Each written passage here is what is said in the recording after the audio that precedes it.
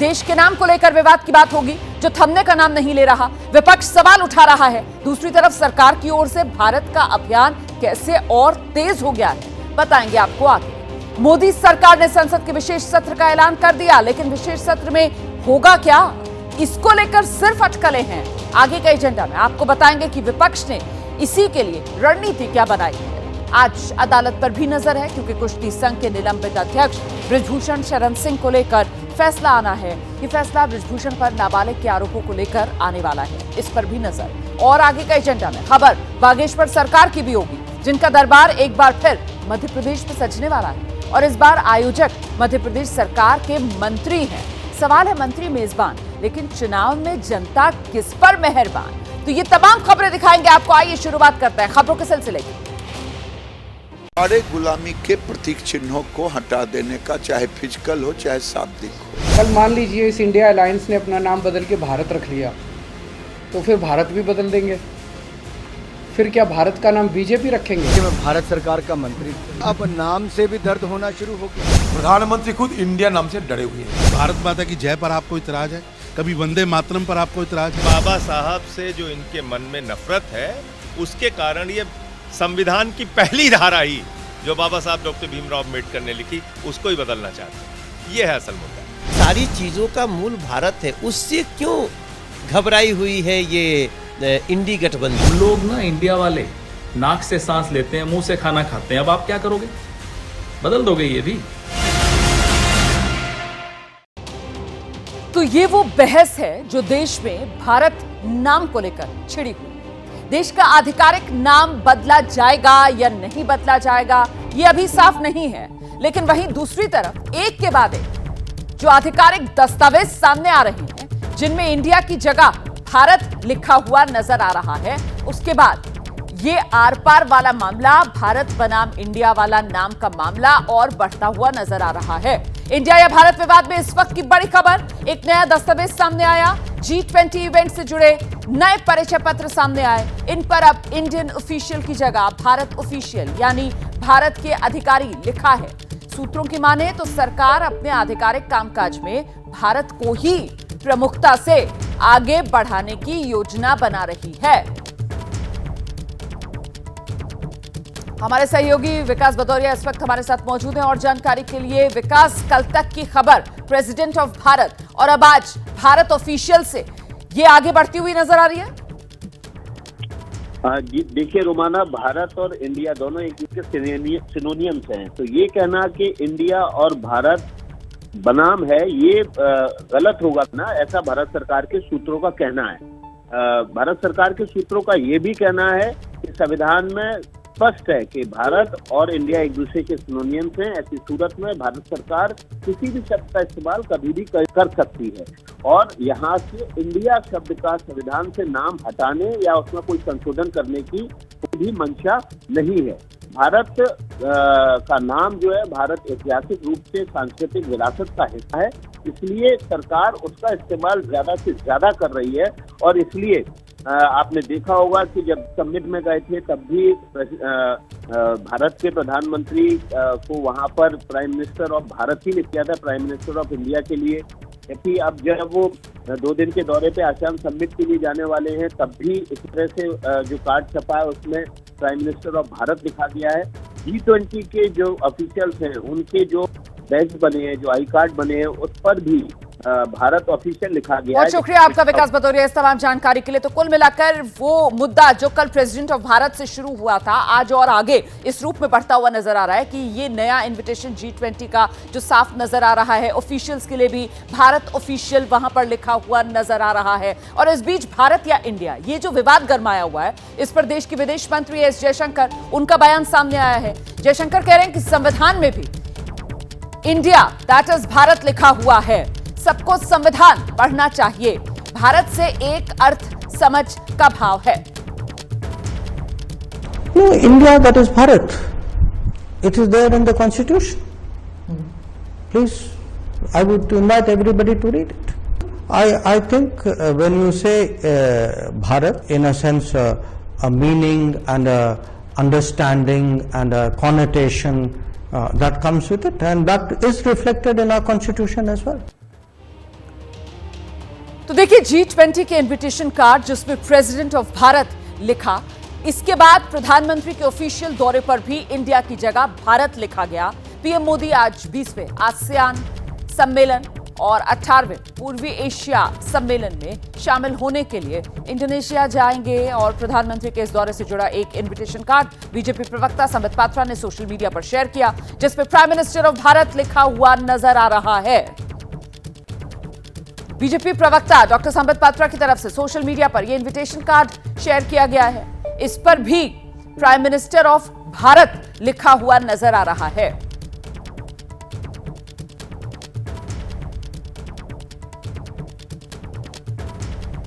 यकीनन यहां पर इस रूप में परंपराएं बदलती हुई नजर आ रही हैं कि अभी तक अंग्रेजी में अगर प्रेसिडेंट लिखा जाता था तो इंडिया लिखा जाता था, प्राइम मिनिस्टर लिखा जाता था तो इंडिया लिखा जाता था, लेकिन अब ये बदलाव जो नजर आ रहा है, प्रेसिडेंट ऑफ भारत और ये the prime minister of Bharat Shri Narendra Modi. और कुछ देर पहले जो मैं दिखा रही थी आपको G20 के ऑफिशियल्स के लिए भी, जो भारतीय ऑफिशियल्स शिरकत करेंगे उनके लिए भी भारत ऑफिशियल्स का संबोधन ही चुना गया है।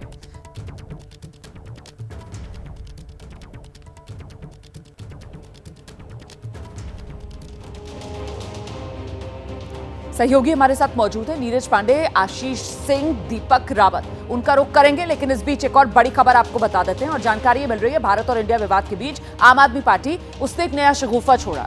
आम आदमी पार्टी के सांसद राघव चड्ढा कह रहे हैं विपक्ष की अगली बैठक में गठबंधन का नाम इंडिया से बदलकर भारत करने पर विचार किया जा सकता है।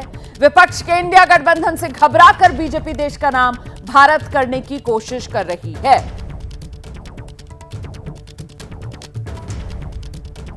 हम सीधे आपको लेकर चलते हैं, हमारे साथ हमारे सहयोगी दीपक रावत इस वक्त मौजूद हैं। जरा दीपक से जानते हैं, दीपक ये जिस तरीके से राघव चड्ढा का बयान सामने आया है कि साहब हम भी अपने गठबंधन का नाम बदलने पर विचार करेंगे, इसको सिर्फ शगुफा माना जाएगा?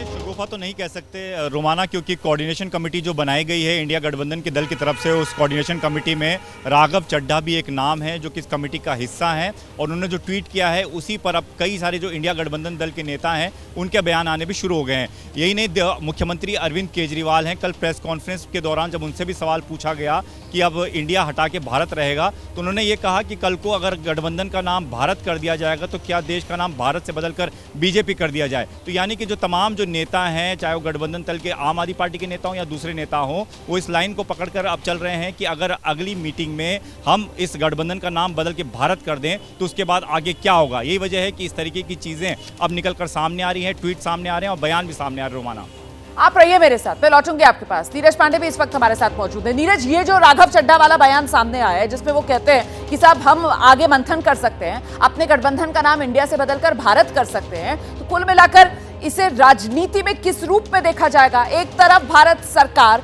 जो भारत को ज्यादा यहां पर ऑफिशियल कामकाज में सरकार की लाती हुई नजर आ रही है, और दूसरी तरफ विपक्ष ये कह रहा है कि साहब इंडिया गठबंधन नाम बदल लेंगे, हम तो नाम ही अपना भारत कर लेंगे।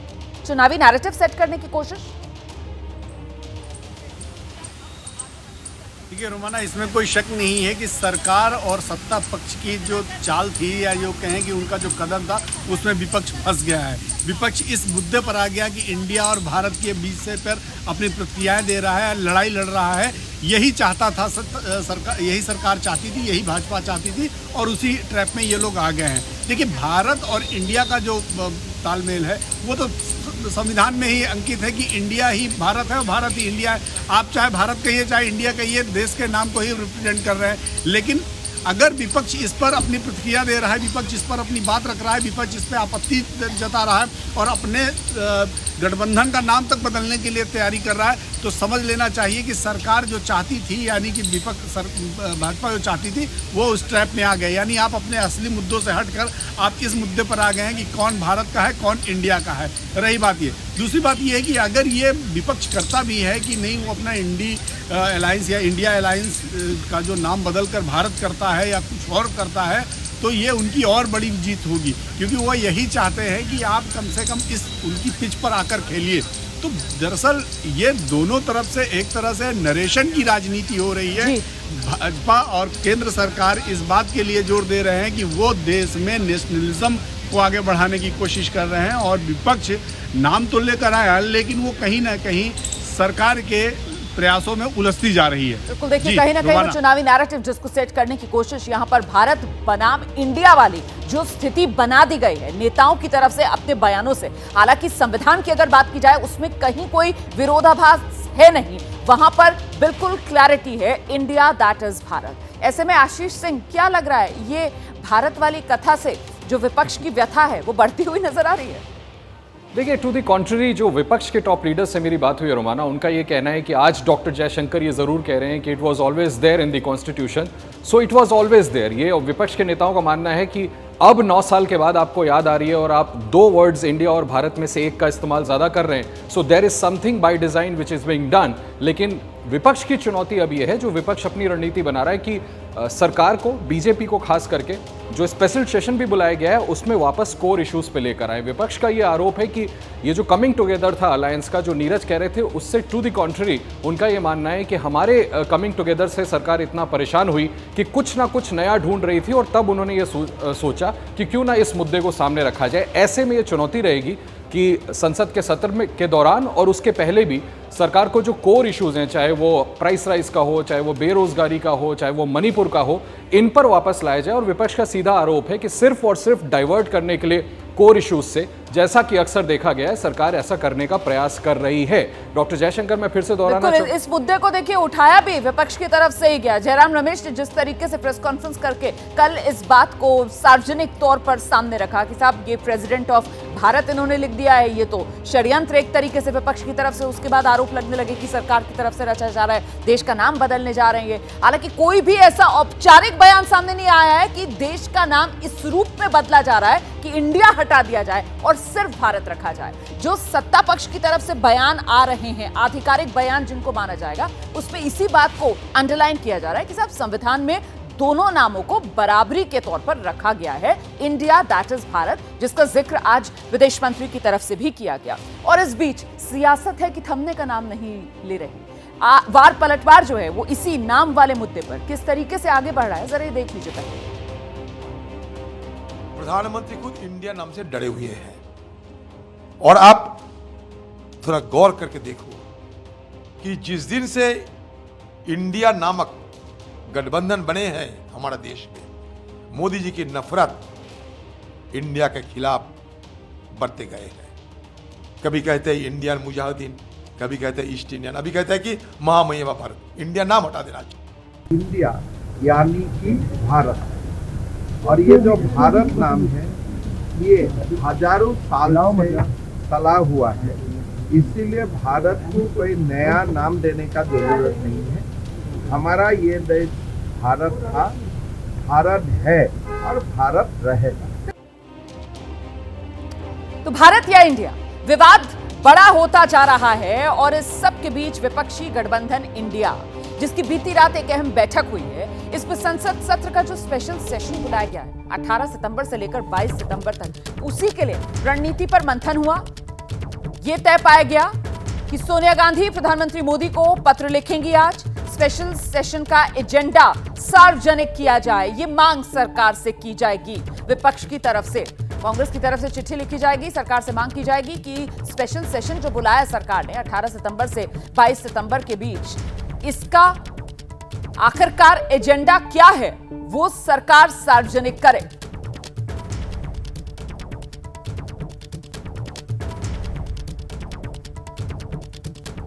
हमारे सहयोगी लगातार हमारे साथ भरे हुए आशीष कुमार सिंह का रुख करते हैं। आशीष, जो मंथन हुआ उसमें यही तय पाया गया है कि एजेंडा पहले पता किया जाए ताकि उसके हिसाब से फिर आगे रणनीति बन सके। जी बिल्कुल, बिजनेस एडवाइजरी कमेटी की बैठक होती है, उसमें तमाम दलों के सदस्य होते हैं, उसमें पता होता है पहले से एजेंडा क्या है। अचानक इस सेशन को बुलाया गया, विपक्ष तो छोड़िए, सत्ता पक्ष के भी कई लोगों को नहीं पता कि आखिर एजेंडा क्या। आप पूछेंगे तो मैं दावा करता हूं कि मैक्सिमम लोगों को पता ही नहीं है कि आखिर एजेंडा क्या आने वाला है।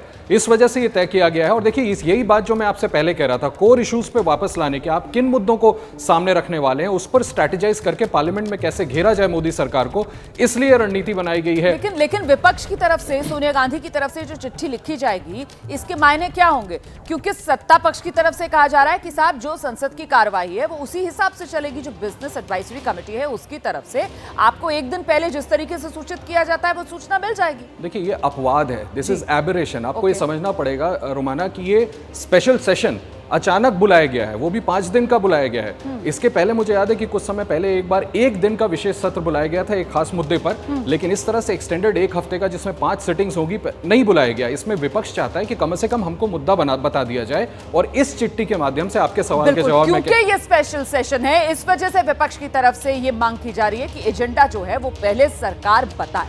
आगे बढ़ रहे हैं, बात करेंगे बृजभूषण शरण सिंह की। आज पटियाला हाउस कोर्ट बृजभूषण शरण सिंह पर पॉक्सो वाले मामले में फैसला सुनाने जा रहा है। बता दें आपको, बृजभूषण शरण सिंह पर नाबालिग लड़की के पिता ने यौन उत्पीड़न का आरोप लगाया था। नाबालिग पहलवान, उसके पिता की तरफ से यह आरोप लगाया गया था, जिसके बाद दिल्ली के कैनॉट प्लेस में बृजभूषण पर मुकदमा दर्ज हुआ था। लेकिन सूत्रों के मुताबिक पुलिस जांच में बृजभूषण पर लगे आरोप निराधार पाए गए। पुलिस की तरफ से उन्हें क्लीन चिट दे दी गई। पुलिस की कार्रवाई से नाबालिग पहलवान ने संतुष्टि जता दी। पुलिस ने इस मामले में अदालत में क्लोजर रिपोर्ट दाखिल की, जिसके बाद कोर्ट ने कार्रवाई कर फैसला सुरक्षित रख लिया था। हम सीधे रुक करेंगे, मेरे साथ मेरे सहयोगी वरुण जैन इस वक्त मौजूद है। जरा जानते हैं वरुण से कब तक आएगा फैसला? देखिए रुमाना, क्योंकि आइटम नंबर 6 है तो कभी भी अंदाज़ा लगाया जा सकता है कि करीब 10:30 से 11:45 बजे के बीच में जो कोर्ट का फैसला है वो आ सकता है। बेहद अहम दिन है बृजभूषण के लिए, क्योंकि जो नाबालिग के साथ यौन शोषण का मामला था, इसमें 15 जून को दिल्ली पुलिस ने क्लोजर रिपोर्ट दाखिल की थी और ये बात कही थी कि बृजभूषण के खिलाफ किसी तरह के कोई सबूत नहीं मिले हैं। सम्मन जारी किया था अदालत ने नाबालिग और उसके पिता को भी। उन्होंने भी कोर्ट में जो दिल्ली पुलिस की क्लोजर रिपोर्ट है उस पर कोई ऐतराज नहीं जताया था और उन्होंने ये बात कही थी कि वो दिल्ली पुलिस की जांच से संतुष्ट है। इतना ही नहीं, दिल्ली पुलिस की क्लोजर रिपोर्ट से पहले जो नाबालिग पीड़िता है उसने अपने बयान भी वापस ले लिए थे और ये बात कही थी कि उसने जो आरोप लगाए थे वो गलत थे, क्योंकि उसके साथ यौन शोषण नहीं हुआ था, भेदभाव हुआ था और इसी के चलते उसने गलत आरोप लगा दिए थे। ऐसे में अब दिल्ली पुलिस की क्लोजर रिपोर्ट पर अदालत अपना क्या फैसला सुनाती है? क्या री इन्वेस्टिगेट करने के लिए कहती है या फिर इसी मामले को आगे फर्दर इन्वेस्टिगेट करने के लिए कहती है, क्लोजर रिपोर्ट को एक्सेप्ट कर लेती है? ये अपने आप में बेहद महत्वपूर्ण होगा। बिल्कुल नजर बनाकर रखिएगा, जैसे ही फैसला आएगा फौरन दर्शकों तक अपडेट पहुंचाएंगे। देखिए, मध्य प्रदेश में विधानसभा चुनाव को लेकर तैयारियां सियासी तौर पर तेज होती हुई इस रूप में नजर आ रही हैं कि सियासी दल जुटे हुए हैं और ऐसे में बीजेपी और कांग्रेस हिंदुत्व का सहारा लेती हुई भी साफ तौर पर नजर आ रही है। इसी के चलते प्रदेश के नगरीय प्रशासन मंत्री भूपेंद्र सिंह अपने विधानसभा क्षेत्र खुरई में बाबा बागेश्वर का दरबार लगवा रहे हैं। आज से पंडित धीरेन्द्र शास्त्री हनुमान कथा सुनाएंगे। वहीं 7 सितंबर को खुरई में बाबा का दरबार लगेगा। 3 दिन तक खुरई में लगेगा बाबा का दरबार। मध्य प्रदेश के सागर में बाबा बागेश्वर आज से खुरई में कथा सुनाएंगे। मंत्री भूपेंद्र सिंह बाबा बागेश्वर की इस कथा का आयोजन करवा रहे हैं। तो मंत्री भूपेंद्र सिंह का विधानसभा क्षेत्र है ये खुरई, जहां 3 दिन तक बाबा हनुमान कथा सुनाएंगे। 3 दिन तक खुरई में बाबा का दरबार लगेगा। इससे पहले आप जानते हैं किस तरीके से बाबा धीरेन्द्र शास्त्री इसी तरीके से कांग्रेस के नेताओं के बुलावे पर भी कथा का जो आयोजन हुआ उसमें शामिल हो चुके हैं। खुद प्रदेश के पूर्व मुख्यमंत्री कांग्रेस के दिग्गज नेता कमलनाथ भी बाबा धीरेन्द्र शास्त्री की मध्य प्रदेश में मेजबानी कर चुके हैं। चुनाव से पहले मध्य प्रदेश की सियासत धार्मिक हो चली, जहां सागर में मंत्री भूपेंद्र सिंह ने बाबा बागेश्वर की हनुमान कथा का आयोजन कराया। दूसरी ओर छिंदवाड़ा में कांग्रेस के प्रदेश अध्यक्ष सूबे के पूर्व मुख्यमंत्री कमलनाथ वहां शिव महापुराण का आयोजन करवा रहे हैं। शिव महापुराण कथा करने के लिए छिंदवाड़ा पहुंच चुके हैं पंडित प्रदीप मिश्रा। पूर्व मुख्यमंत्री कमलनाथ की वो जमकर तारीफ भी कर रहे हैं। ये तो बहुत सुंदर विषय है जो कि पूरे मध्य प्रदेश के लिए ही नहीं, संपूर्ण देश के लिए और संपूर्ण क्षेत्र के लिए एक आनंद का विषय है। आप लोग देख रहे होंगे कि इतने दिनों से मध्य प्रदेश में जल वृष्टि का योग नहीं था, पर जैसे ही शिव तत्व की कथा प्रारंभ हो रही है तो अपने आप ही जल वृष्टि का योग बनना प्रारंभ हुआ है। छिंदवाड़ा के भाइयों बहनों ने 44 साल मुझे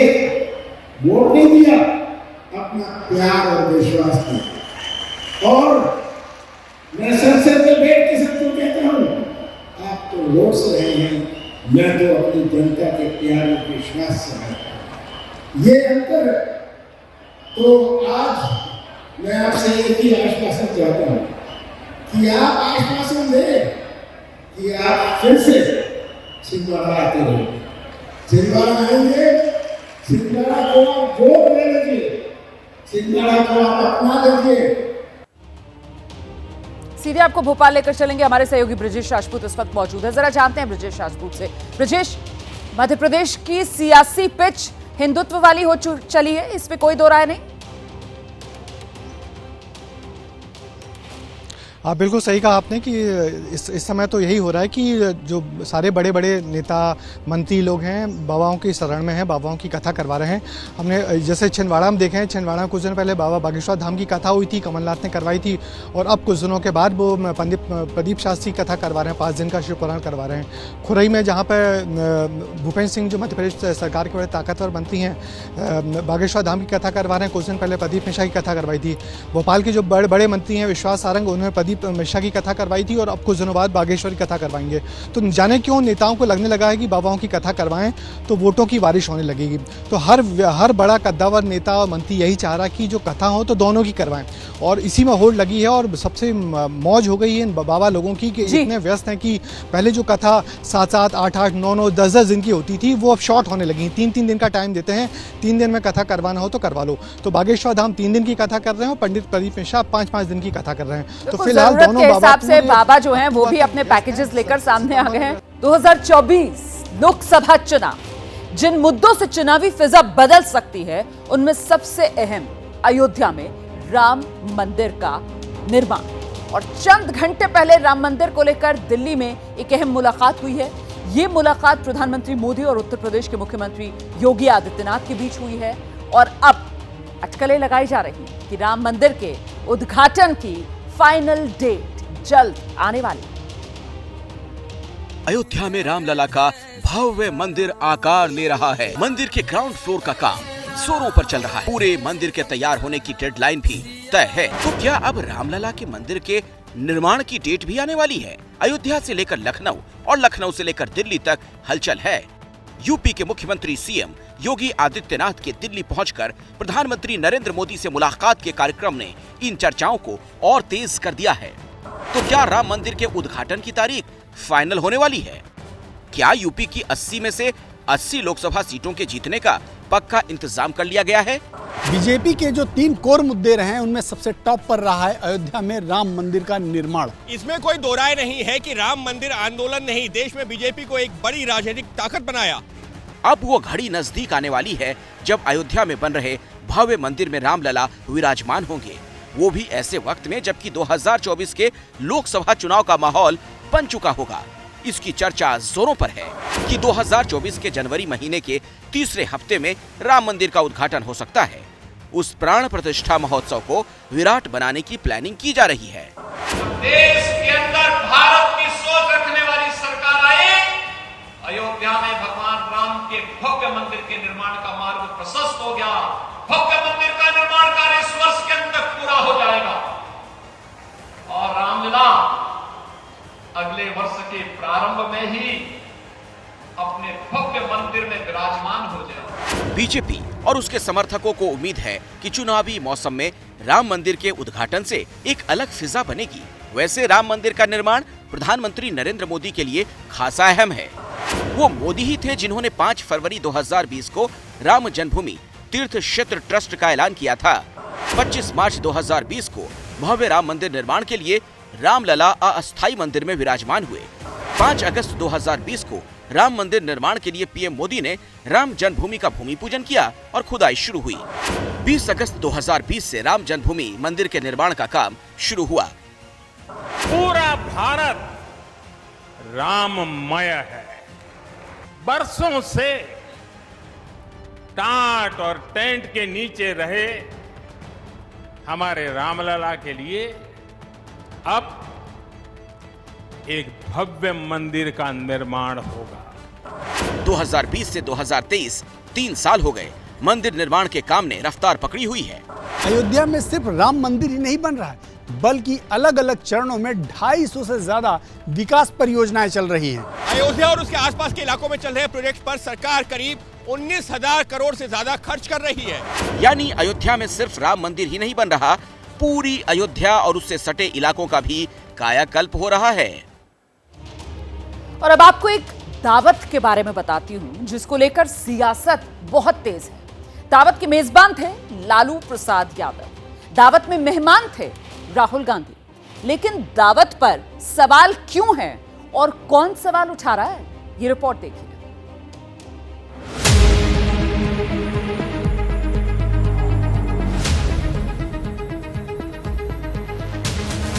इसमें और राजनीति में क्या फर्क है? राजनीतिक मसाला क्या होता है? हमारे लिए आपका क्या सुझाव है? नफरत को मिटा दो, मोहब्बत की दुकान खोले। हाँ, स्वाद है, सियासत की चर्चा है और है विवाद। ये तस्वीरें इसी साल 4 अगस्त की हैं, जब राहुल गांधी मीसा भारती के घर लालू यादव से मिलने पहुंचे थे। आइए, स्वागत है, बधाई, सबसे खुशी का दिन आ गया। मौका वाकई खुशी का था। राहुल को मोदी सड़ने वाले केस में कोर्ट से राहत मिली थी, उनकी संसद सदस्यता बहाल हुई थी। इस खुशी को सेलिब्रेट करने का पूरा इंतजाम था। लालू के घर मटन पार्टी थी। राजनीति में अलग अलग समीकरणों को जोड़कर सत्ता का स्वाद चखने वाले लालू के घर राहुल मशहूर चंपारण मटन का स्वाद चखने और मटन बनाने की कला सीखने पहुंचे थे। लालू जी मतलब चैंपियन है इस चीज के, तो मैंने देखा मैं भी सीख लेता हूँ थोड़ा। राहुल गांधी ने मटन पार्टी का ये वीडियो 2 सितंबर को अपने एक्स हैंडल से पोस्ट किया। उसी दिन इसे राहुल गांधी के YouTube चैनल पर अपलोड भी किया गया। 7 मिनट के इस वीडियो में सिर्फ मटन पार्टी नहीं है, मटन पार्टी के बहाने सियासी चर्चा भी है। इसमें और राजनीति में क्या फर्क है? उसमें भी आप सब मिक्स कर देते हो। सब विदाउट मिक्सिंग राजनीति हो ही नहीं सकता।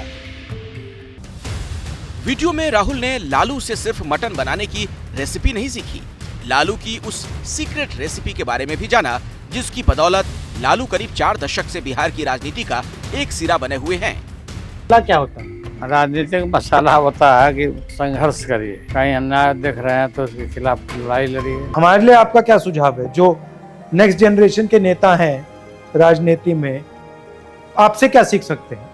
मेरी राय ये है कि आपके माता पिता दादा दादी ने जो देश को नया राह दिया था, नया राह सिखाया था, अच्छे पद पर रखा था, उसे भूलना नहीं। लालू यादव के घर मटन पार्टी के वीडियो के कारण लालू यादव और राहुल गांधी अब विरोधियों के निशाने पर हैं। लालू प्रसाद यादव ने एक बार ये कहकर मांसाहार छोड़ दिया था कि भगवान शिव ने खुद उन्हें मांसाहार छोड़ने को कहा है। और भगवान शिव के कारण ही लालू और राहुल की मटन पार्टी विवादों में है। 4 अगस्त को जब राहुल लालू के घर पहुंचे थे, तब सावन का पवित्र महीना चल रहा था। सावन यानी भगवान शिव का महीना। राहुल खुद को शिव भक्त बताते रहे। सावन के महीने में मांसाहार वर्जित है। ऐसे में मटन पार्टी का वीडियो सामने आने के बाद दोनों नेता निशाने पर आ गए। उनसे क्या अपेक्षा कर रहे हैं? उनसे कोई सावन में शाकाहारी चीज का अपेक्षा कर सकते हैं? नकली जनेऊ कोई पहन सकता है, संस्कार कहाँ होगा, संस्कृति कहाँ है? लालू यादव जी से आप और क्या उम्मीद रखते हो कि मटन बनाने के अलावा क्या राष्ट्र बनाना सिखाएंगे? वो कोई संस्कृति या संस्कार सिखाएंगे? वो लालू यादव जी सिर्फ मटन बनाना, चारा खाना यही सिखा सकते हैं। राष्ट्र निर्माण तो माननीय मोदी जी ही बताएंगे। ऐसे लोगों को तो चाहिए कि अपना धर्म का आप सम्मान नहीं करते हैं तो कम से कम इस तरह का कोई काम भी न करें। ऐसे लोग न अपने समाज के होते हैं, न अपने धर्म के होते हैं, और न किसी और जाति का भला कर सकते हैं, न किसी और मजहब का भला कर सकते हैं। विपक्ष के इन सवालों से दूर लालू पत्नी राबड़ी देवी के साथ सोनपुर के बाबा हरिहर नाथ मंदिर में पूजा अर्चना करते दिखे। लेकिन चर्चा सावन में मटन पार्टी की हो रही है। सियासी दावतें अक्सर चर्चा में रहती हैं। डिनर टेबल पर स्वाद के बहाने राजनीतिक विमर्श पर फोकस होता है, लेकिन राहुल लालू की ये मटन पार्टी शुद्ध राजनीतिक वजहों से चर्चा में है।